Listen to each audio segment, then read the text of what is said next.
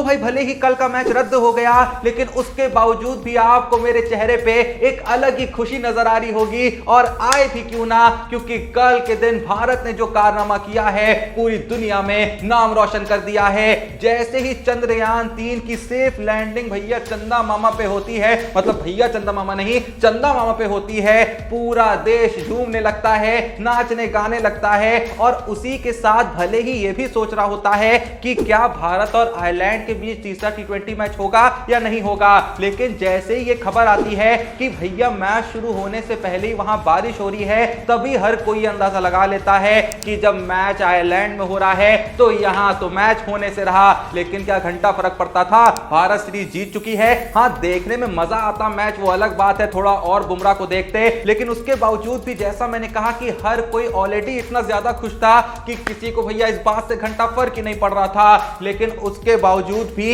ये खुशी हमारी 10 गुनी और ज्यादा हो गई जब मैच रद्द होने के बाद भारतीय कैप्टन जसप्रीत बुमराह को वो विनिंग ट्रॉफी देने के लिए बुलाया जाता है, और सेम टाइम पे ये भी अनाउंस करा जाता है कि इस सीरीज की जो मैन ऑफ द टूर्नामेंट जाती है वो भी भैया बुमराह को ही जाती है। तो जैसा मैंने कहा, जो हम ऑलरेडी सुबह से खुश हो रखे थे, उस खुशी में और ज्यादा इजाफा हो जाता है, क्योंकि बुमराह जैसे ही 1 साल बाद लौटे हैं, पहले मैच में मैन ऑफ द मैच बन गए, और पहली ही सीरीज में कैप्टेंसी करने के साथ साथ मैन ऑफ द सीरीज भी बन गए। तो कहीं ना कहीं बुमराह ने ऐलान कर दिया है, जी हां, जसप्रीत बुमराह लौट आया है, और ऐसा लौटा है कि आग लगा दी, आग लगा दी, आग लगा दी। और जिस खुशी की मैं बात कर रहा हूं, इस सेम खुशी का आनंद पूरी की पूरी हमारी इंडियन टीम भी ले रही थी, जो इस वक्त आयरलैंड में मौजूद है, क्योंकि कल के दिन बीसीसीआई की तरफ से एक वीडियो पोस्ट करी जाती है। इसमें पूरी की पूरी टीम भैया सिस्टम के सामने बैठी है, एकदम टीवी के सामने बिल्कुल एकदम आंखें गड़ा के बैठी है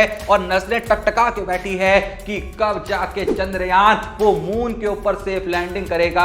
और उसके बाद जैसे ही वो पल आता है तो पूरी की पूरी इंडियन टीम ताली बजाने लगती है, और मेरा जो दिमाग होता है उस वक्त पे यही कह रहा होता है कि ए इंडियन टीम, कुछ ही दिन में जब एशिया कप 2023 आएगा, उसके बाद कुछ ही दिन में जब वर्ल्ड कप 2023 आएगा, तो आप भी कुछ ऐसा ही करिएगा कि आप उस वक्त पे ताली ना बजा रहे हो, बल्कि पूरा देश आपके लिए ताली बजा रहा हो। वैसे सिर्फ इंडियन टीम ही नहीं, बल्कि एक नन्ही सी बालिका भी इस चंद्रयान 3 की सक्सेस के सामने तालियां बजा रही होती है, उछल उछल के चिल्ला रही होती है। और ये नन्ही सी बालिका पता है कौन होती है? वो होती है महेंद्र सिंह धोनी की बेटी जीवा। जैसे ही टीवी पे उसको देखने को मिलता है कि कुछ तो भैया बड़ा हुआ है, क्योंकि मेरा मानना है कि एग्जैक्टली उसको समझ में नहीं आ रहा होगा कि ये जो हो रहा है ये क्यों हो रहा है, इससे आखिर देश को क्या फायदा होगा, देश का नाम कैसे रोशन होगा। लेकिन जब उसको कहीं ना कहीं ये माहौल महसूस हो रहा होगा कि जो भी हो रहा है कुछ तो बड़ा हो रहा है, घर वाले खुश हैं, यहां टीवी में हर कोई ताली बजा रहा है, हमारा भारतीय ध्वज लहरा रहा है, तो उसने भी कहा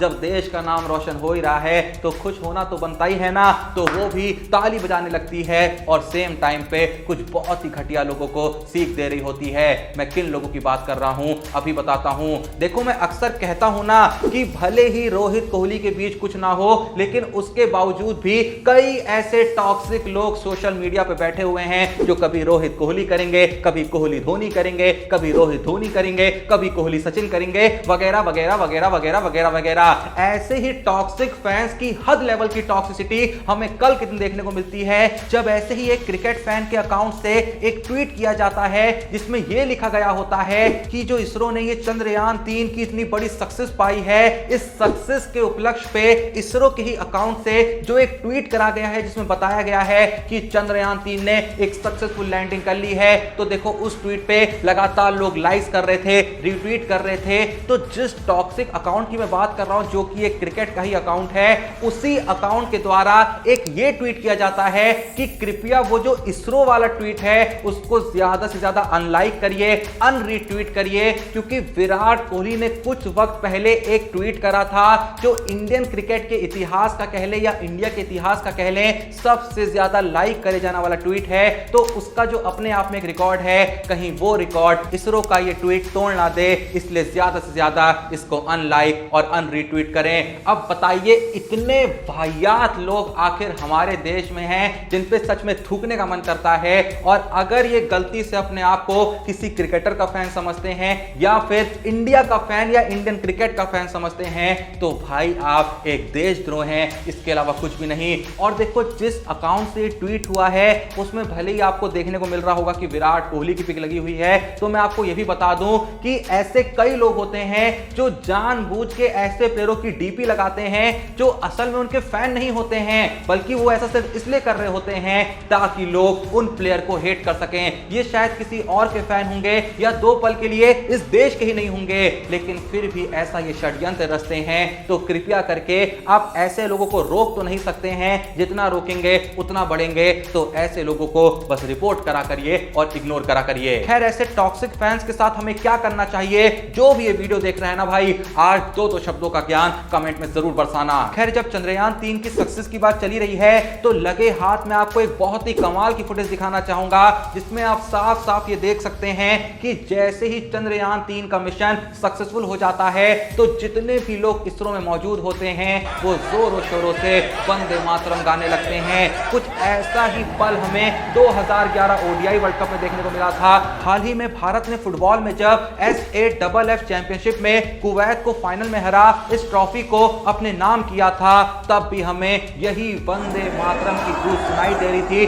चारों तरफ सुनाई दे रही थी। तो अब उम्मीद करते हैं कि कुछ ही दिन में जब एशिया कप 2023 आएगा, उसके बाद कुछ ही दिन में जब वर्ल्ड कप 2023 आएगा, तो यही गूंज हमें पूरे देश में सुनने को मिलेगी और कुछ इस तरीके सुनने को मिलेगी कि पूरी दुनिया सुन रही होगी और हम वंदे मातरम बस गा रहे होंगे और गा रहे होंगे। और इस सपने को साकार करने के लिए कल के दिन the king of cricket Virat Kohli Bangalore पहुंच चुके हैं, जहां एशिया कप के लिए कैंप लग चुका है और इंडियन टीम ने अपनी तैयारी शुरू कर दी है। और सबसे पहले पहुंचने वाले प्लेयर खुद विराट कोहली हैं, क्योंकि वो जानते हैं कि यहां से जितने भी मैचेस होने हैं बहुत ज्यादा क्रूशियल हैं, बहुत ज्यादा इंपॉर्टेंट हैं। अगर भारत को वर्ल्ड कप 2023 जीतना है तो यहां से एक एक मैच में अपनी दावेदारी को मजबूत करना होगा। और कोहली ये भी जानते हैं कि अब भैया एशिया कप में मुकाबला होगा पाकिस्तान से, जहां पे वही सबसे बड़ी भारत की उम्मीद है। तो जाहिर सी बात है ना, मेहनत भी उनको ज्यादा ही करनी होगी। खैर एयरपोर्ट में कल जब विराट कोहली पहुंचते हैं तो कुछ बहुत ही सुंदर तस्वीरें देखने को मिलती है, जहां कई सारे फैंस एक एक करके विराट कोहली को अप्रोच कर रहे होते हैं कि उनके साथ भैया फोटो खिंचा सकें। लेकिन सबसे कमाल की बात यह देखने को मिलती है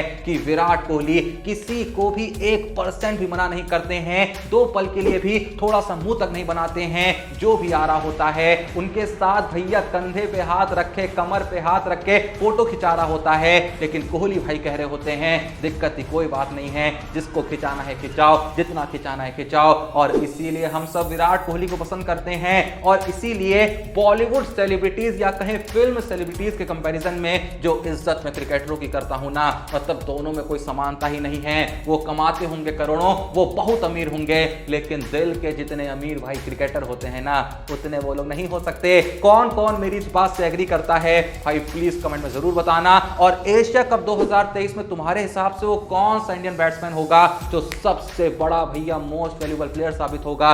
जो भी मन में आपके नाम आ रहा है कमेंट में जरूर बताइएगा। बाकी अपन जल्दी से देख लेते हैं कि कौन है आज के क्रिकेट स्टार जिन्होंने भेजा है अपना सवाल हमारे इंस्टाग्राम के द्वारा। तो उनका नाम है अशोक सोनी, जो पूछते हैं शुभमन गिल एंड ऋतुराज गायकवाड़ में से इंडियन टीम में किसे ले जाना चाहिए in Asia cup for opening? तो भाई देखो इस सवाल का जो जवाब है वो बहुत ही आसान सा है और वो जवाब है none other than Shubman Gill. माना कि पिछली कुछ इनिंग थोड़ी सी ऊपर नीचे चली गई, लेकिन भाई भरोसा रखने का बड़ा बैट्समैन है और थोड़ा बहुत एक्सपीरियंस हो चुका है और अच्छा प्लेयर है भाई। चलेगा, मैं कह रहा हूं 100% चलेगा। और अगर दो पल के लिए आपको लग रहा है कि नहीं चलेगा तो भाई देखो वर्ल्ड कप से लेके एशिया कप तक में जितने भी इंडिया वर्सेस पाकिस्तान के मैच होने हैं अहमदाबाद में होने हैं। तो जो सवाल मैं पूछ रहा था ना कि पाकिस्तान की पेस बैटरी के सामने कौन सा बैट्समैन होगा जो भैया फोड़ के रख देगा, तो गिल भैया जब अहमदाबाद में खेलेंगे वहां तो कम से कम रन मारेंगे ही। और वहां क्या भाई भरोसा रखो, जैसा मैंने कहा बड़ा बैट्समैन है, परफॉर्म करेगा। अब ऋतुराज गायकवाड़ को अब कहां से लाएंगे? वैसे ही तिलक वर्मा और एक दो लोग हम नॉन एक्सपीरियंस लेके जा रहे हैं। अब ऋतुराज गायकवाड़ को भी आप कह रहे हो ले आओ, गिल पे भरोसा रखो, चलेगा भाई 100% चलेगा। गायकवाड़ उसके बाद आएंगे वर्ल्ड कप 2023 के बाद, अगर अच्छा खेलेंगे क्या दिक्कत की बात है। और गायकवाड़ जो है वो तो एशियन गेम्स में कप्तान बन के जा रहे हैं। एशियन गेम्स और वर्ल्ड कप 2023 थोड़ा सा भैया कोलाइड कर रहा है, तो वहां उनको कप्तान बन के जाने दो, शानदार पारियां खेलने दो। वहां अगर अच्छा खेलेंगे तो जाहिर सी बात है आने वाले वक्त में इंडियन टीम में भी आ जाएंगे। और रोहित भाई, कोहली भाई धीरे धीरे बूढ़े हो रहे हैं, जल्द ही 3-4 साल के अंदर मैक्स टू मैक्स ये लोग जब टीम से चले जाएंगे तब लोगों को आना तो पड़ेगा ही ना, तो क्या पता तब आए ऋतुराज गायकवाड़, भले ही 32-33 की एज हो जाएगी, लेकिन क्या दिक्कत की बात है, मस्त फिट है एकदम बंदा।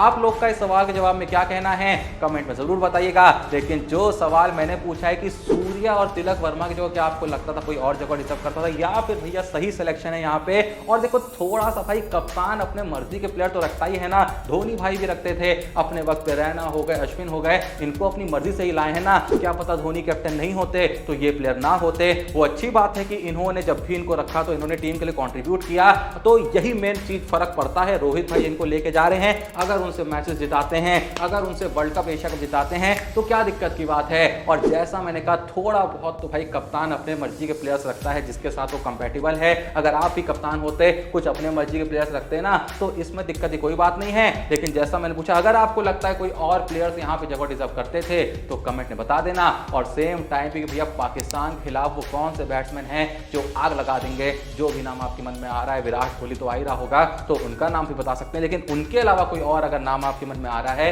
तो वो भी कमेंट जरूर बताना। वीडियो पसंद आए वीडियो को लाइक देना, डिस्क्रिप्शन ऑफ पिन लिंक मौजूद है हमारे इंस्टा पेज खेल बाजार का, जाइए जाके फॉलो करिए, रोज वहां पे रील्स डालते हैं लेकिन आप लोग फॉलो नहीं करते हैं। जिसने अभी तक फॉलो नहीं करा है आज के दिन फॉलो कर दो। और सेम टाइम पे भैया कोई मन में सवाल हो डीएम कर दो, आने वाली वीडियो में तुम्हारे नाम को शॉर्ट आउट से फीचर किया जाएगा। चैनल को सब्सक्राइब कर दो। बाकी मिलते हैं नेक्स्ट वीडियो में, तब तक के लिए जय हिंद, धन्यवाद।